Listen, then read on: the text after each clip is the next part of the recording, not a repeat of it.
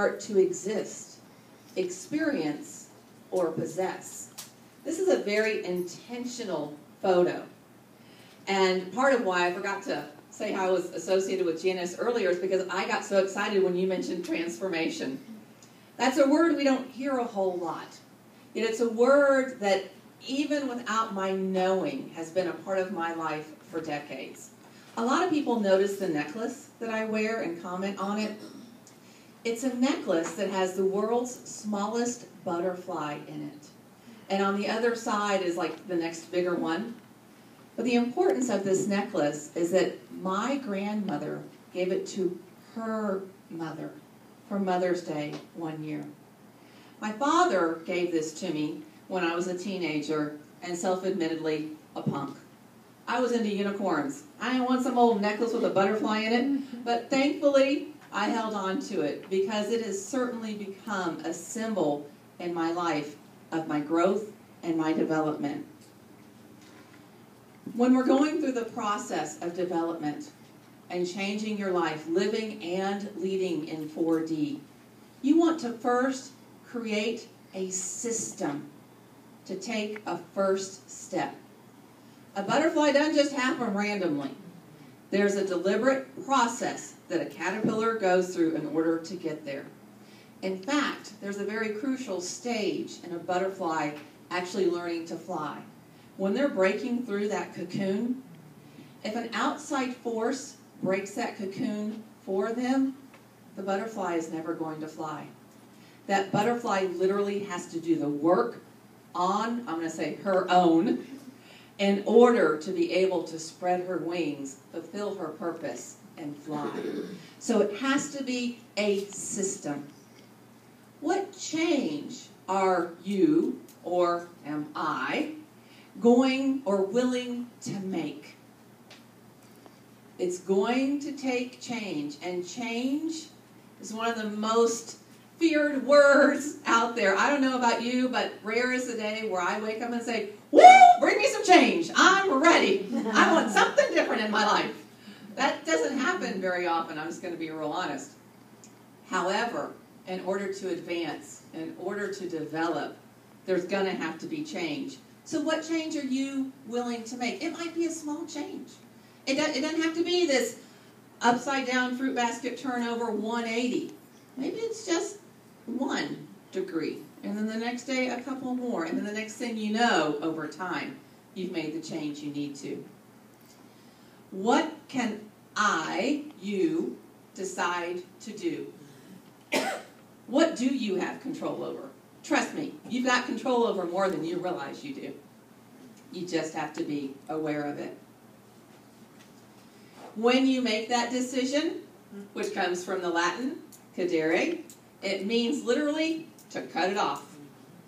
You know that you know that you know, when that decision has been made, that alternatives are not even an option. You don't even blink your eye.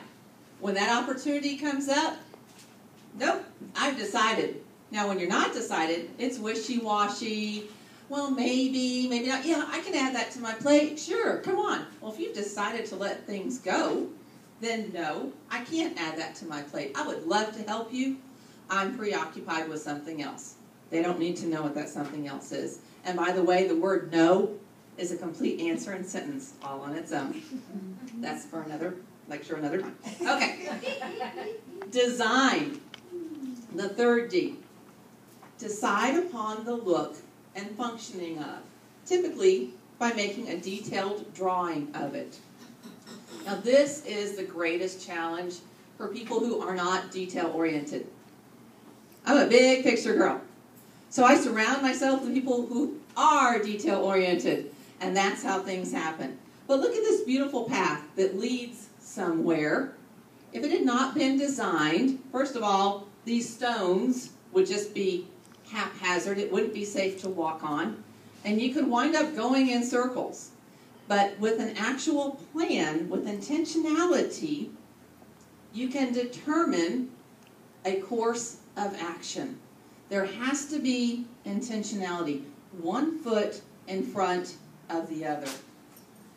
What will I or you eliminate or adopt.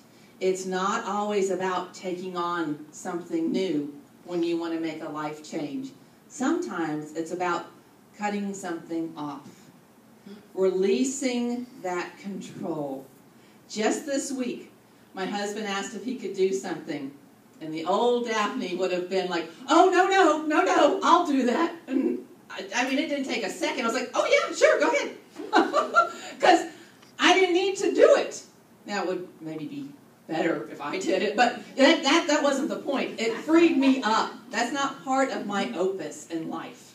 Yeah, you go ahead and you fold those sheets. I don't care. I didn't have to do it. Freed me up to do what I really need to do. So what are you willing to eliminate or to adopt? If you're going to make a change, there may be some new behaviors that you're going to need to take on.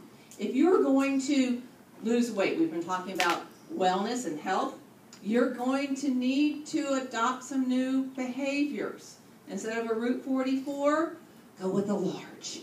You know, I mean, it doesn't have to be huge steps. I'm not telling you to junior size it. But, you know, a little bit here, a little bit there, it all matters. And most importantly, when will I begin? You know, the expression I learned from direct sales a long time ago is a goal without a dream. What is it? You know it. It's just a, yeah.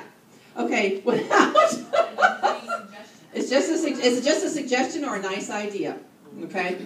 You've got to have a date. Oh, I'm going to get married someday. I'm going to lose weight someday. I'm going to write that book someday. I'm going to quit my job someday.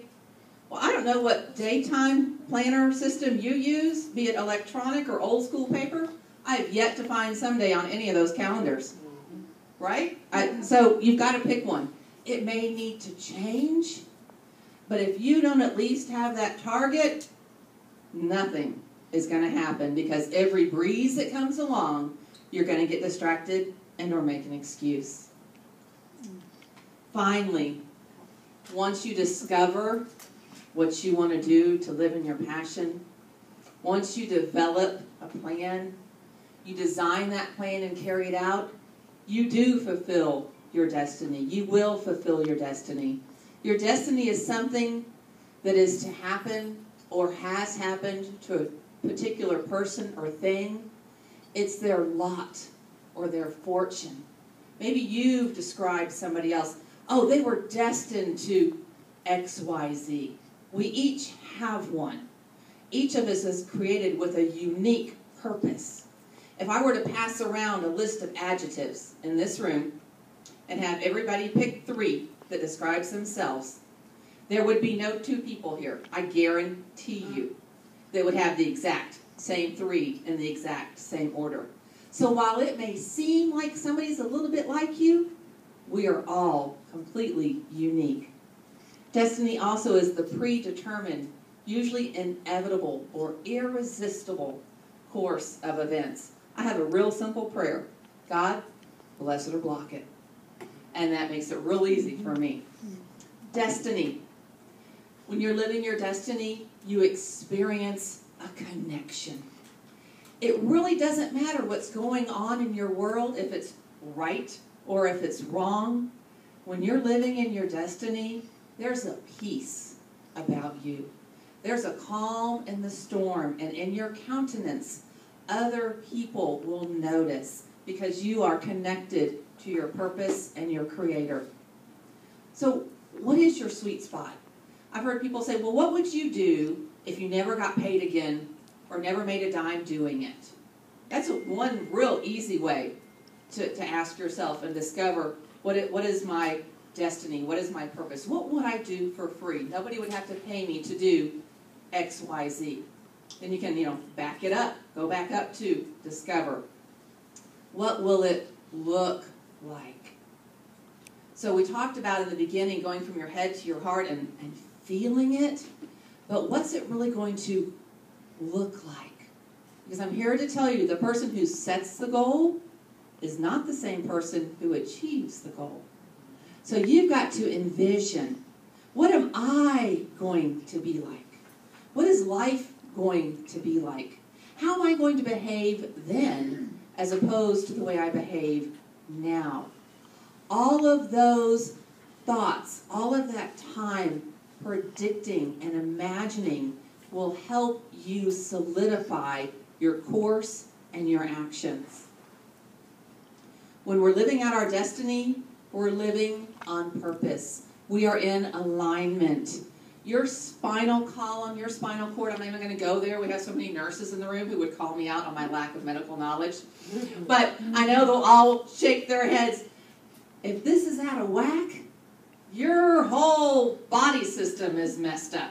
There are pains, there are nerves, there are things that happen in your body that will spiral downward real fast. You've got to be in alignment in order to fulfill your purpose. Your body has to be in alignment.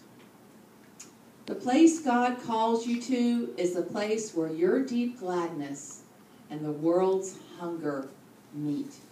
Frederick Buckner said that. Where is your deep gladness? Wherever it is, there is a place in the world for it to be lived out. But here's the bad news. With awareness comes responsibility. Once you know better, God's going to make it happen. He's going to open doors. He's going to put you in situations to where you're going to be able to use those talents, where you're going to be encouraged by others to become involved